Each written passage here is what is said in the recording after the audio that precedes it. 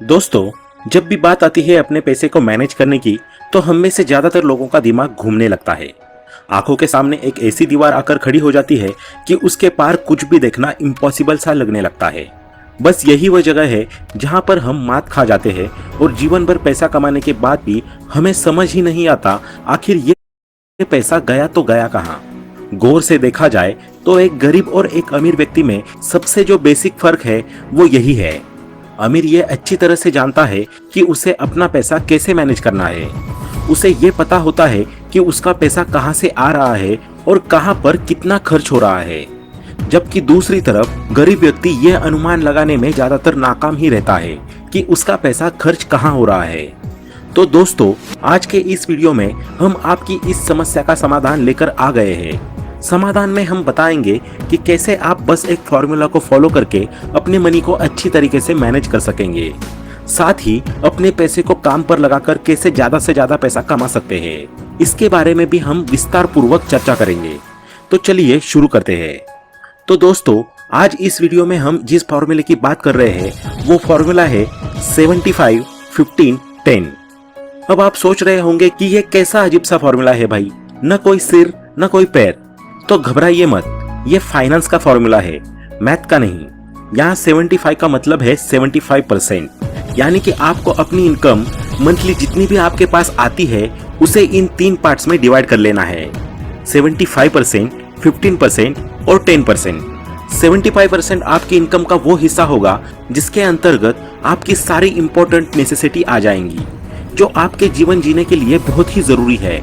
इनमें सबसे इंपॉर्टेंट हो गया आपके घर का रेंट या फिर ईएमआई, जो आपको हर हालत में देना ही देना है।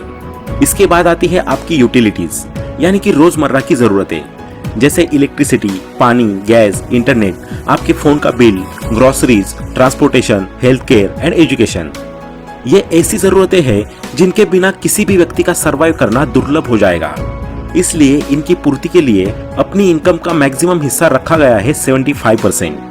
कोई व्यक्ति चाहे तो अपनी जरूरतों के हिसाब से इस पोर्शन को कम भी कर सकता है। जैसे मान लीजिए आप महीने का 30,000 रुपए अपनी जॉब से कमाते हैं और आप उसका 75% यानी कि 22,500 रुपए अपने नेसेसिटीज पर खर्च करते हैं, जिसमें सबसे बड़ा अमाउंट यानी कि 9,000 रुपए जाता है आपके रेंट में। दूसरा सबसे जरूरी खर्च है खाना, जिसमें खर्च होता है आपका 5,000 रुपए। 4,000 रुपए खर्च होता है बच्चों की फीस में और 1,500 रुपए खर्च हो जाते हैं ट्रांसपोर्टेशन में। अब बचे हमारे पास 3,000 रुपए, जिनमें से 2,000 खर्च हो जाते हैं हेल्थ केयर पर और बाकी के 1,000 रुपए अदर यूटिलिटीज पर। तो ये हुआ आपका मैक्सिमम खर्चा 75% ऑफ योर इनकम। अब मान लीजिए कि आप एक बैचलर है और आपका कोई भी बच्चा नहीं है, तो ऐसे में आपके 4,000 रुपए जो बच्चों की फीस में लगने थे वे सीधे सीधे बच गए। दूसरी तरफ आप बैचलर है तो रहने वाले भी अकेले हैं, तो ऐसे में आप एक फ्लैट की जगह सिंगल रूम में भी रह सकते हैं, जिससे आपके किराए में भी 2,500 से 3,000 रुपए कम हो जाएंगे। यानी कि कुल मिलाकर आप 7,000 के समथिंग एक्स्ट्रा सेविंग्स भी कर सकते हैं। लेकिन फॉर्मूला को बेहतर तरीके से समझने के लिए हम एक मैक्सिमम अमाउंट लेकर चल रहे हैं, जिससे कि सारे ही लोग इसे कनेक्ट कर पाए। अब 75% के बाद बारी आती है आपके इनकम के 15% हिस्से की, जो कि होने वाली है आपकी मंथली सेविंग। यानी कि आपको अपने इनकम का 15% सेव करना है और इन्वेस्ट करना है, जिससे कि आपके जीवन के साथ साथ आपके पैसे भी ग्रो हो सके। यहाँ पर मेजरली इन्वेस्टमेंट के 2 तरीके हैं आपके पास। सबसे पहला तरीका है कि आपको अपने लिए एक इमरजेंसी फंड बनाना होगा, जिसके अंतर्गत आपको 15% में से 3 से 5% रुपया हर महीने रखना होगा। अब इससे होगा ये कि जब भी आपके ऊपर किसी भी प्रकार की कोई आपत्ति विपत्ति आती है या कोई एक्सीडेंट या दुर्घटना घटित हो जाती है, तो ऐसे में आपको किसी के सामने हाथ फैलाने की जरूरत नहीं पड़ेगी। आप बड़ी ही आसानी से अपनी इस सिचुएशन के साथ डील कर पाएंगे और अपना इलाज करा पाएंगे। इसके बाद अब जो आपके पास 15% में से बचा हुआ पैसा है, उसको आप किसी अच्छी जगह पर इन्वेस्ट कर सकते हैं। यहाँ पर इन्वेस्टमेंट के लिए आपके पास सबसे बेस्ट ऑप्शन रहेगा म्यूचुअल फंड। इसकी वजह है कि म्यूचुअल फंड एक ऐसी जगह है जहां पर आपके पैसे को फलने फूलने का बेहतरीन मौका मिलता है। म्यूचुअल फंड में वैसे तो आपके पास कई सारे ऑप्शंस होते हैं, लेकिन जो सबसे बेहतरीन और सेफेस्ट ऑप्शन है वो है इंडेक्स फंड। जहां पर आपको सिक्योरिटी के साथ साथ एक बेहतरीन रिटर्न प्राप्त करने का भी मौका मिलता है। इंडेक्स फंड के थ्रू आप किसी स्पेसिफिक कंपनी में नहीं बल्कि एक ग्रुप ऑफ कंपनीज के अंदर पैसा इन्वेस्ट करते हो, यानी कि इस ग्रुप के अंदर गवर्नमेंट के द्वारा सिलेक्टेड मार्केट की वो टॉप 50 कंपनीज होती है जो मार्केट में लगातार बेहतर परफॉर्म कर रही है। और सबसे अच्छी बात यह है कि अगर किसी कंपनी की परफॉर्मेंस बिगड़ जाती है तो इंडेक्स फंड से उस कंपनी को बाहर का रास्ता दिखा दिया जाता है, फिर उसकी जगह एक नई कंपनी को ग्रुप में ऐड कर दिया जाता है जिसका परफॉर्मेंस ग्राफ पिछली कंपनी से बेहतर चल रहा है।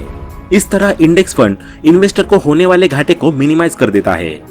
यही रीजन है कि दुनिया के जाने माने इन्वेस्टिंग गुरु वॉरेन बफेट अक्सर लोगों को अन्य फंड्स के मुकाबले इंडेक्स फंड में इन्वेस्ट करने की सलाह देते हैं।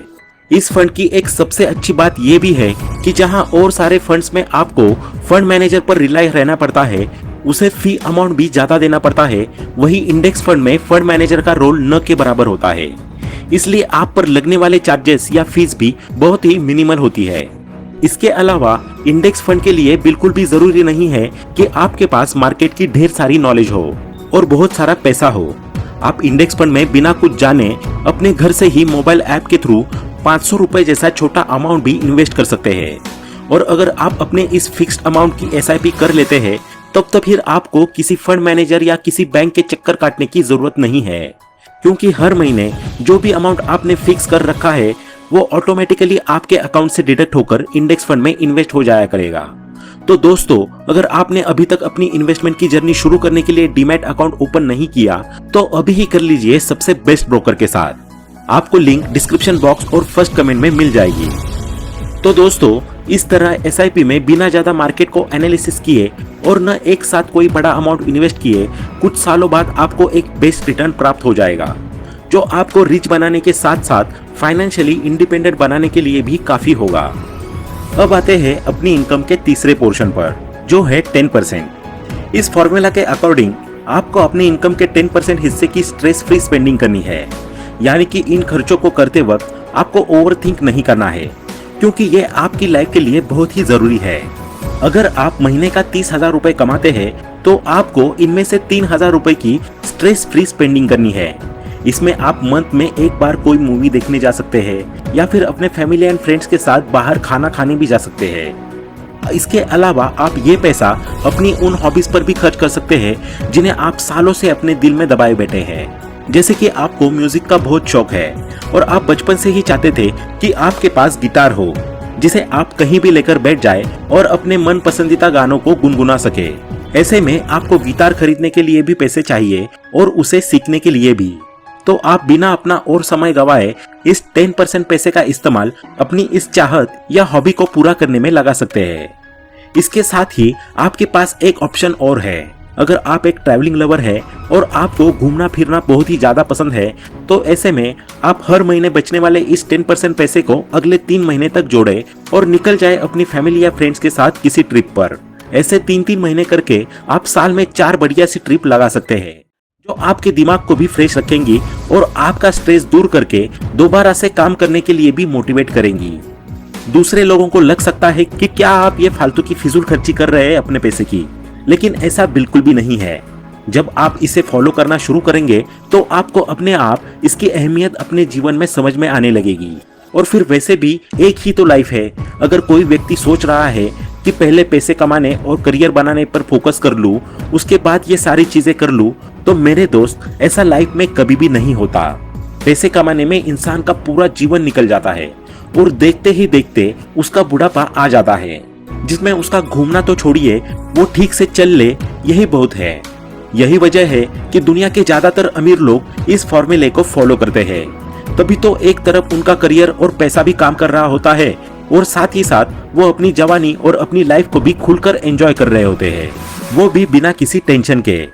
75-15-10 रूल को फॉलो करने के लिए सबसे बेहतर है कि आप गूगल या एक्सेल शीट का यूज करें, क्योंकि यहाँ पर आपको आपकी इनकम और एक्सपेंसेस का डिवीजन करने में बड़ी ही आसानी होगी। आप हर महीने के अपने खर्चों को देख भी पाएंगे और साथ ही उनको अच्छी तरीके एनालाइज भी कर पाएंगे। वहीं दूसरी ओर अगर आप एक ऐसे पर्सन है जो बिल्कुल भी टेक्निकल फ्रेंडली नहीं है, एक्सेल तो छोड़िए, आपको बेसिक कंप्यूटर भी नहीं आता, तो ऐसे में आपको चाहिए कि आप अपने पास नोटबुक और पेन हमेशा रखें। एक्सेल गूगल शीट की तरह नोटबुक के पन्नों पर रो और कॉलम्स बना लें, ताकि बड़ी ही आसानी से आप अपने खर्चों और इनकम का डिवीजन कर पाए, क्योंकि तभी आपके लिए पॉसिबल होगा कि आप 75-15-10 रूल को ईमानदारी के साथ फॉलो कर पाए और आने वाले समय में अपनी इनकम का कुछ % हिस्सा इन्वेस्ट करके उससे बेहतरीन रिटर्न गेन कर पाए। एनालाइज करने के बाद हर महीने जब लॉन्ग टर्म के लिए पैसा इन्वेस्ट किया जाएगा तो कंपाउंडिंग को भी टाइम मिलेगा कि वो अपना जलवा या जादू अच्छे तरीके से दिखा पाए। कंपाउंडिंग के दम पर ही तो आज दुनिया के 1% लोग हर जगह राज कर रहे हैं। 75-15-10 फॉर्मूला को अपनाकर ही तो ये सभी सुपर रिच बने हुए हैं। इसलिए आप भी इस फॉर्मूला को अपने जीवन का हिस्सा बनाएं और आने वाले समय में इस 1% का हिस्सा बनकर दिखाएं। तो दोस्तों, आज के लिए बस इतना ही। आशा करते हैं कि आपको इस वीडियो से काफी कुछ सीखने को मिला होगा। अगर आपको ये वीडियो पसंद आई हो तो वीडियो को लाइक करें, अपने दोस्तों के साथ शेयर करें और ऐसे ही वैल्यूएबल वीडियोस को देखने के लिए चैनल को सब्सक्राइब करना ना भूलें। Thanks for watching.